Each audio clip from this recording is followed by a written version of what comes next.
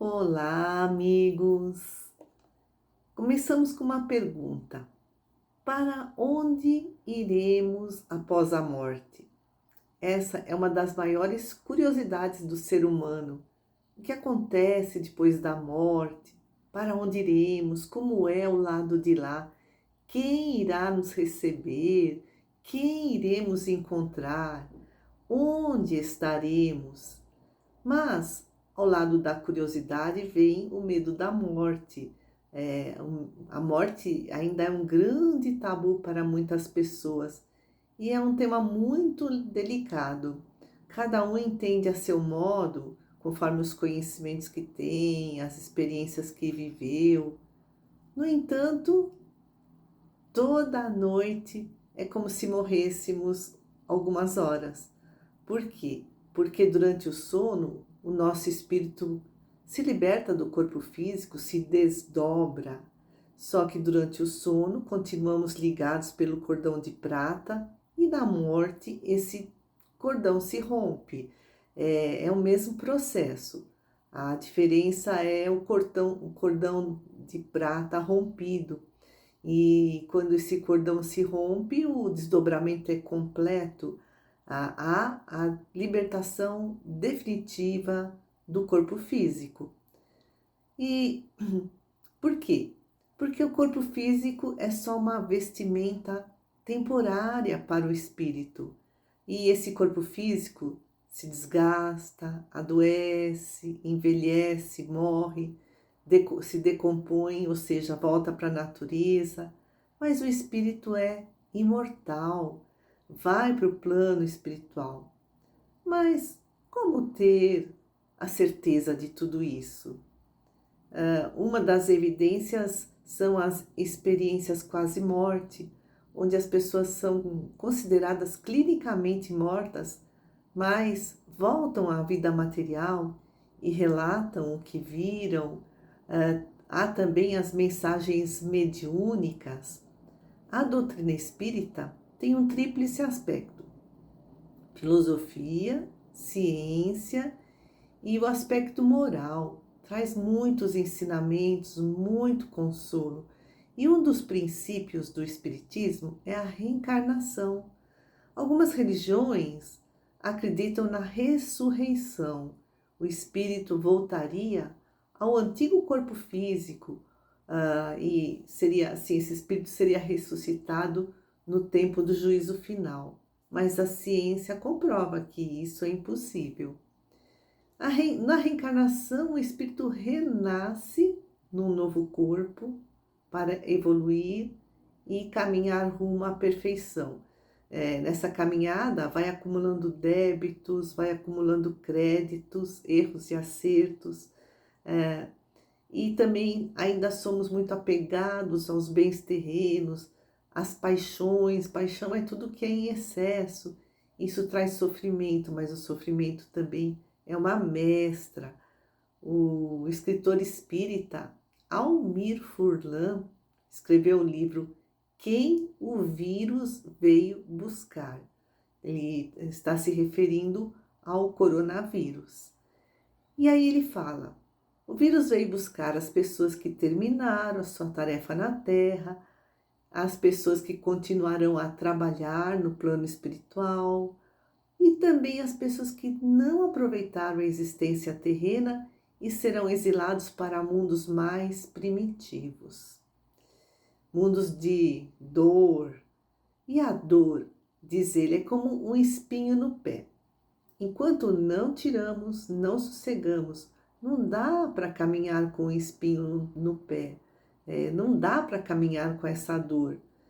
E por conta da nossa ignorância, nossa inferioridade moral, não compreendemos por que sempre estamos pisando no mesmo espinho, cometendo os mesmos erros. Mas de experiência em experiência a gente vai amadurecendo e um dia a gente aprende. Por isso que a dor só parece injusta, mas a dor ensina. E só perceberemos as dores que, nesse entendimento de ferramentas para o nosso progresso, quando deixamos o corpo físico, quando voltamos para o verdadeiro lar. Enquanto isso, né, enquanto não temos esse entendimento, nós vamos pensar que o mundo é injusto, que Deus não existe. E aí nós não vamos encontrar respostas lógicas para as nossas dúvidas. Não vamos entender o porquê de tanto sofrimento.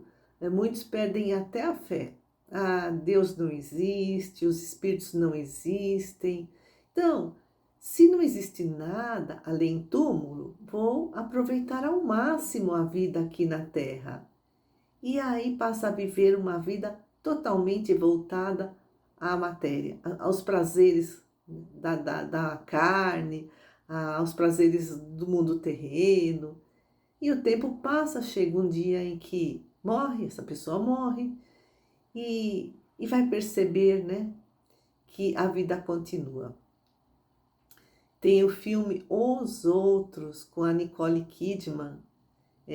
A história se passa numa ilha, onde tem um casarão, e lá estão muitos espíritos desencarnados que não percebem que estão mortos.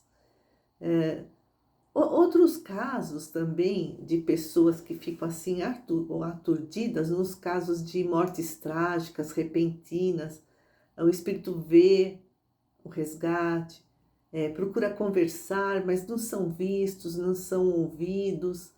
Eles se olham e pensam assim, nossa, comigo nada aconteceu. É porque o perispírito está ileso. Isso mostra bem o filme Se Eu Ficar.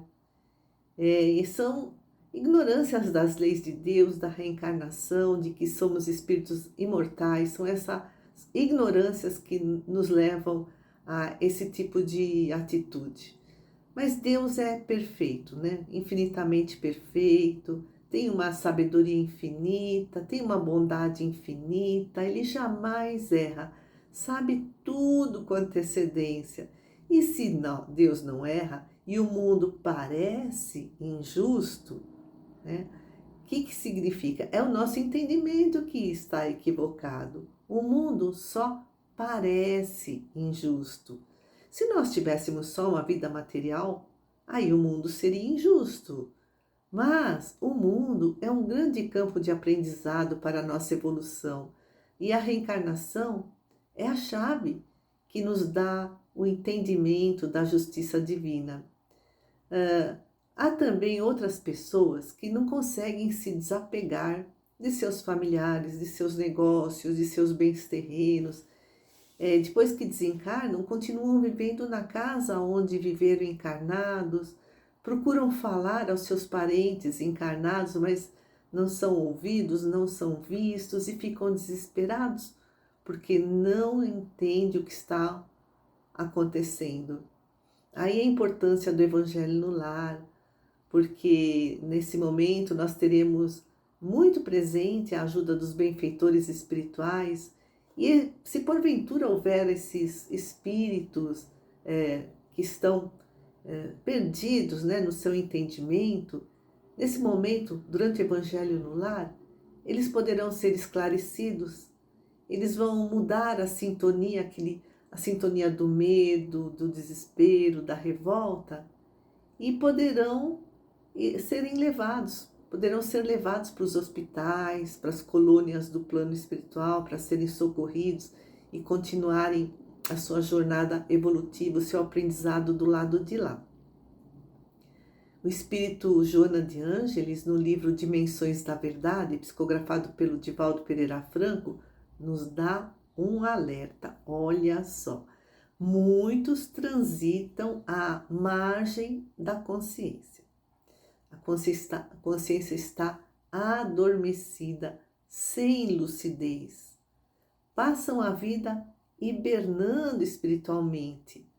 Diz ela, mumificam-se em espírito, não buscam esclarecer o que é a verdadeira vida, que é a vida do espírito.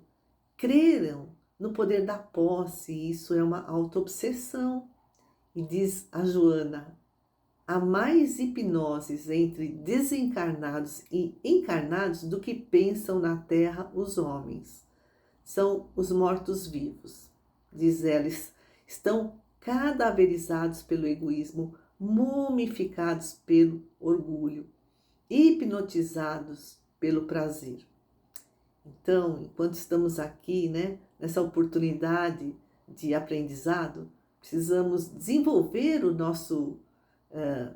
a nossa vontade, disciplinar o nosso querer, corrigir o nosso ambicionar, diz a Joana, respeitar os direitos do próximo, aceitar as dificuldades do dia a dia, viver com elevação, sabedoria, otimismo, entusiasmo.